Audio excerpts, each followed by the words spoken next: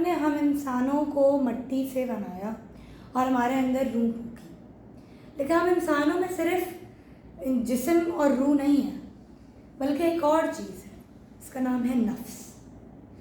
नफ्स का जो लिटरल ट्रांसलेशन है वो है सेल्फ या खुद, या कुछ जगहों पे नफ्स की मायने रूह भी होती है, लेकिन आज मैं गुफ्तगू करना चाहूँगी उस नफ्स की मायने जिसका मतलब होता है खुद या अपना आप। नफ्स जो है वो एक इंसान को डिसीजन बनाने की सलाहियत देता है कि वो सही की तरफ जाएगा या वो गलत की तरफ जाएगा, क्या वो गुनाह करेगा या वो सवाब का काम करेगा। ये सारा डिसीजन, ये सारा कंट्रोल नफ्स के पास होता है। नफ्स को समझाने के लिए मैं उसकी किस्में बताना चाहती हूँ। नफ्स की 3 किस्में। सबसे पहला नफ्स है नफ्स अम्मारा, जो सबसे कम तबके का नफ्स है। ये वो नफ्स है जो एक इंसान को गुनाह की तरफ ले जाता है, और जब वो इंसान गुनाह कर लेता है तो उसे वापस माफ़ी मांगने की सलाहियत नहीं बख्शता। कोई इंसान गुनाह कर लेता है और वो खुदा से माफ़ी भी नहीं मांगता। ये है नफ्स अम्मारा। फिर हम बात करते हैं दूसरे नफ्स की, नफ्स लवामा।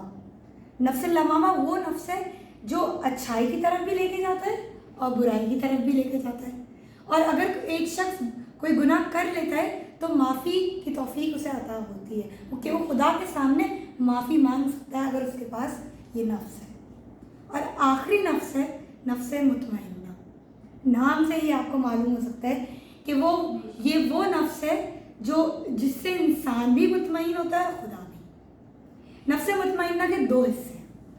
पहला हिस्सा ये है कि जिस शख्स के बाद नफ्स मुतमइन्ना होता है वो खुदा के हुक्म से मुतमईन होता है, कि उसे मालूम होता है कि जो हुक्म खुदा ने दिया है किस वजह से दिया है, और वो अगर उसे मालूम नहीं भी है वो तब भी उससे मुतमईन है।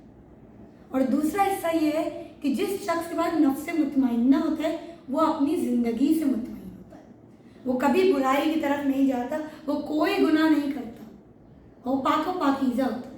इसलिए कहा जाता है कि नफ्स मुतमइन्ना हमारे इमामों का नफ्स है, कि वो ना सिर्फ खुदा से मुतमईन थे, अपनी ज़िंदगी से भी मुतमईन थे।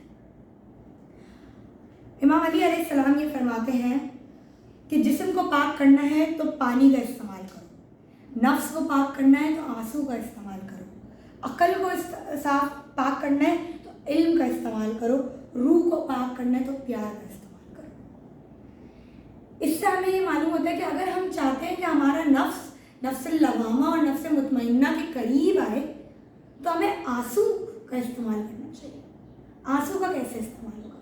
नमाज में माफ़ी मांगते हो कि हम खुदावंद आलम से गुफ्तगू करें, खुदावंद आलम से माफ़ी मांगे कि हमने जो भी गुनाह किए उसके लिए माफ़ कर दे और हमें उस गुनाह से दूर कर दे, और हमारे नफ्स